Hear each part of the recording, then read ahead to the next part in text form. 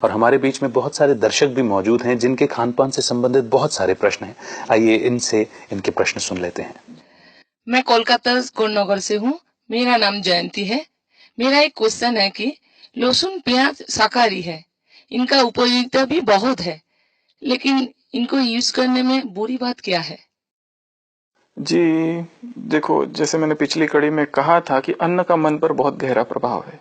और अन्न जो है उसके कहा जाता है 3 प्रकार के दोष है। एक होता है जाति दोष, एक होता है आश्रय दोष, एक होता है निमित्त दोष। तो ये जो जाति दोष है इसमें अन्न की 3 कैटेगरीज बताई जाती है। एक होता है सात्विक अन्न, एक होता है राजसिक और एक होता है तामसिक। तो लहसुन और प्याज इसको बॉटनी में allium groups, allium family of the plants उसमें आता है। ये एलियम जिसको कहते हैं, एलियाशिस ग्रुप ऑफ द वेजिटेबल्स।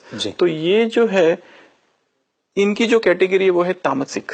अभी जितने भी तामसिक अन्न है, जैसे ही हम ये तामसिक अन्न का सेवन करते हैं हमारे अंदर उसी तरह के भाव उत्पन्न होते हैं। राजसिक और तामसिक तरह के जो भाव है जिसमें क्रोध है, एग्रेशन है, या फिर बहुत ही आलस्य है, प्रमाद है, निद्रा है, ये इस तरह के निगेटिव फीलिंग्स हमारे अंदर आती है, निगेटिव एनर्जी हमारे अंदर एंट्री करती है।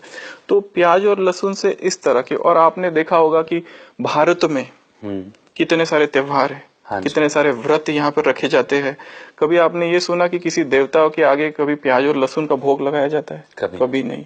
कभी आपने ये देखा है कि कोई व्रत कर रहा है, कोई उपवास कर रहा है और जब उपवास तोड़ता है पहले एक बार भोजन करता है, उस समय भी प्याज लहसुन का उपयोग नहीं करते? या कोई तीर्थ यात्रा में कोई जा रहा है तभी भी प्याज लहसुन का उपयोग नहीं किया जा सकता है? तो ये जो प्याज लहसुन है शरीर में जाते ही जैसे उत्तेजना उत्पन्न करता है। यहाँ हमारा लक्ष्य है राजयोग, जिससे कि हम आत्मा का शुद्धिकरण कर रहे हैं, जिसमें कि हम अपने विकारों को शांत कर रहे हैं, अपने चित्त को शांत कर रहे हैं। तो ये जो चीजें है जैसी आती है फिर से हमको देहभान में लाती है, बॉडी कॉन्शियसनेस में लाती है, जबकि हम लक्ष्य रख रहे हैं सोल कॉन्शियसनेस का। तो ये जो बातें है हमारे मन में ऐसे उद्विग्न, हमारे चित्त को उद्विग्न करती है, एजिटेटेड करती है, एग्रेशन लाती है।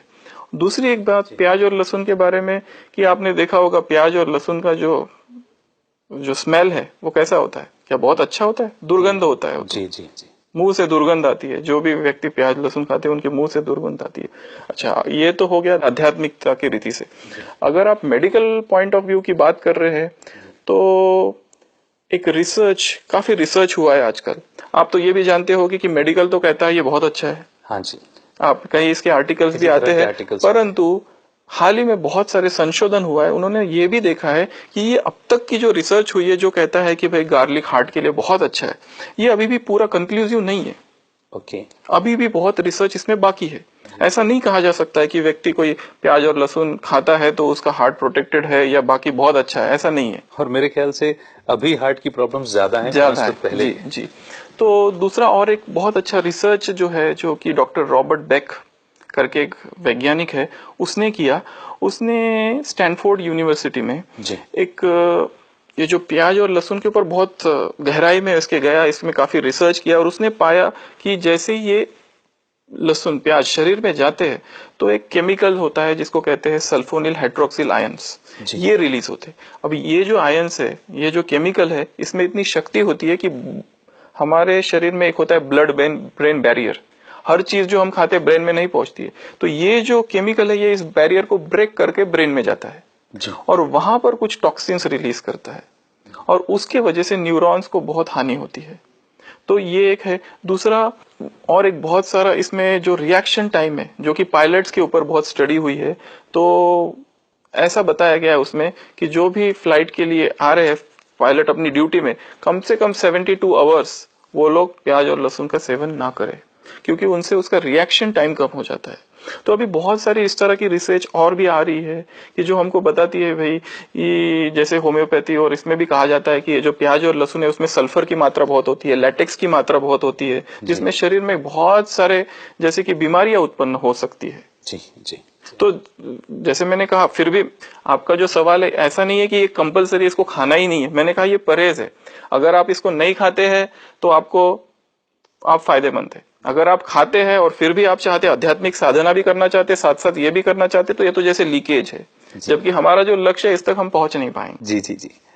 तो दोस्तों, भले ही लहसुन और प्याज शाकाहार में माना जाता है, लेकिन कहीं ना कहीं वैज्ञानिक और आध्यात्मिक रीति से हमें डॉक्टर सचिन ने समझाया कि हमारे शरीर के लिए उपयुक्त नहीं है ये।